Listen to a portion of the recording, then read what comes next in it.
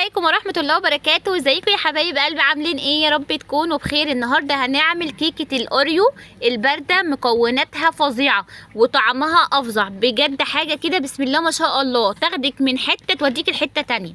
بصوا القطعة كده بتتكلم عن نفسها، لو عملتيها وجربتيها عايزة اقولك ان انت مش هتبطلي تعمليها، هتدمنيها حرفيا. حاجة كده بسم الله ما شاء الله، طلعك من مود الكآبة كده وتوديكي في حتة تانية ما ترجعكيش غير بعد بكرة الصبح. يلا بس قبل ما ندخل على الوصفة يا ريت اللايك والاشتراك في القناة. اول حاجة هبدأ بيها كده، احط نص كوباية من اللبن. ماشي معايا اي نوع شوكولاتة انت حابة تحطيه حطيه، زي ما انتوا شايفين كده كان عندي شوكولاتة فقمت حطاها كده. حتى الشوكولاتة دي فيها بندق وفيها لوز، فعادي شغالة معايا مش هتقول اي حاجة. بالراحة كده، انا بعد ما اللبن غلي قمت قافلة عليه وهقلب كده بالشوكه لغايه لما تدوب معايا بالشكل اللي انتوا شايفينه. طبعا الشوكولاته عشان كان فيها لبن فهي لونها فاتح، كنت حاطه لها معلقه نسكويك كده وهقلب كله في قلب بعضه بحيث ان هي تغمق معايا شويه. بصوا بجد كان طعمها حلو قوي. خلصت كده خلاص الصوص، هركنه بقى على جنب كده اهوت زي ما انتوا شايفين، ونشوف حاجه تانية. انا كده هبدا في الكريم شانتيه. معايا كيس من الكريم شانتيه كده فضيه في العلبه، مش اللي انا هشتغل فيها. كيس الكريم شانتيه ده بياخد نص كوبايه لبن ساقع او ميه ساقعه، هحط له كده اللبن واروح اضربه ماشي لغايه لما يبقى معايا بالشكل اللي انتوا شايفينه ده كده اهوت. ما شاء الله بقى معايا كده، لما يعمل منقار كده يبقى خلاص كده بقى زي الفل. هركنه بقى على جنب وتعالوا بقى نشوف الكيكه الجباره اللي احنا عملناها. انا معايا هنا 8 باكيتات من الاوريو ماشي زي ما انتوا شايفين كده، ومعايا هنا طبعا الكريم شانتيه اللي انا عاملاه والصوص الشوكولاته اللي هو هزين بيه من على الوش زي ما انتوا شايفين كده اهو ماشي. اول حاجه هعملها كده، ومعايا يا جماعه هنا قولي مثلا 150 جرام من الزبده ماشي، انا مسيحاها ماشي. هجيب بقى كده الكبه واقوم حاطه فيها الاوريو بتاعي كله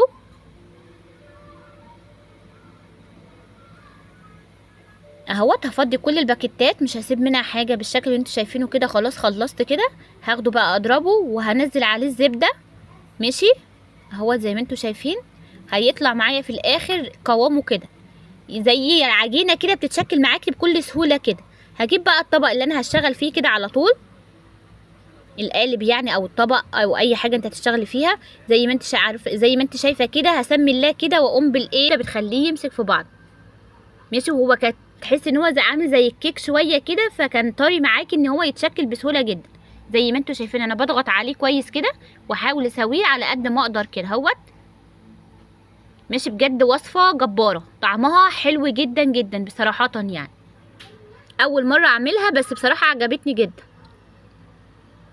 اهوت يا حبايب قلبي. انا كده سويتها وبقت معايا كده زي الفل. هجيب بقى الكريم شانتيه بتاعي وهجيب واحد من الاوريو ماشي، وبالعصاره كده بتاعه الليمون واقوم مكسراه وهو مقفول زي ما هو. انا عايزاه لقطع صغيره خالص ماشي، مفرفت على الاخر اهوت. وبعد ما اخلصه اقوم فاتحاه ومفضياه على الكريم شانتيه ومدياله تقليبه كده زي ما انتوا شايفين ماشي. عايزه اقول لكم ان الكريم شانتيه لما بتحط له الاوريو بيبقى طعمه حلو جدا اهو. تقلبه تقلبتين 3 كده زي ما انتوا شايفين كده ماشي. انا عايزاه قطع الاوريو فيه كده باينه، يعني انا مش عايزه الاوريو يكون ايه يعني يبوظ فيه او حاجه، لا مش عايزه. هجيب بقى كده الصينيه بتاعتي ماشي واقوم مفضيه الاوريو كده اهوت واسويه كده على قد ما اقدر. هو على فكره يعني ما شاء الله بيتساوى وطعمها بجد حلو، حلوه يعني صراحه. الناس بقى اللي بتعشق الشوكولاته تجرب الوصفه دي بجد هتدعيلي. حاول كده بقى ان انا اوزعه على كل صينيه كده، على كل طبقه الاوريو اللي انا حطاها زي ما انتوا شايفين اهوت. اهم حاجه بقى ما بين الخطوه دي وخطوه الصوص الشوكولاته ان هي لازم تقعد في التلاجة شويه. انا طبعا مستعجله عليها فهحطها في الفريزر شويه. اول ما احس ان الكريم شانتيه بدا ان هو يتماسك معايا كده اقوم مخرجاها وحاطه عليها الشوكولاته على طول زي ما انتوا شايفين. انا كده بعد ما طلعتها من الفريزر قعدت معايا 10 دقايق بس في الفريزر كده وقمت مطلعاها اهوت.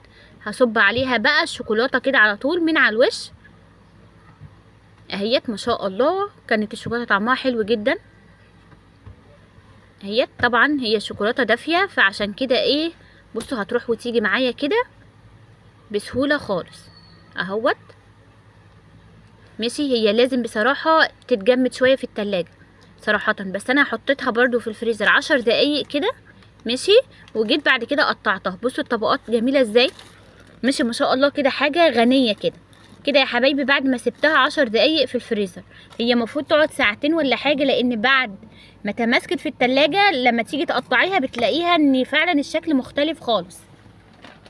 اهوت. نسمي الله بقى كده ونيجي نقطع حته كده ونشوف الجمال والعظمه اللي احنا عاملينها. بصوا ما شاء الله، يا نهار ابيض، قلب الضعيف لا يتحمل. اطلع حته كده بقى في الطبق عشان ندوق بقى ونشوف الجمال. بصوا بصوا من كتر ما هي لسه مش متماسكه الحته اتقسمت نصين. بصوا الجمال. نقطم كده بقى وندوق كده ونشوف. بجد بجد انا عارفه ان انت لو جربتيها بنفس الطريقه دي هتدعيلي بجد. تطلعي كده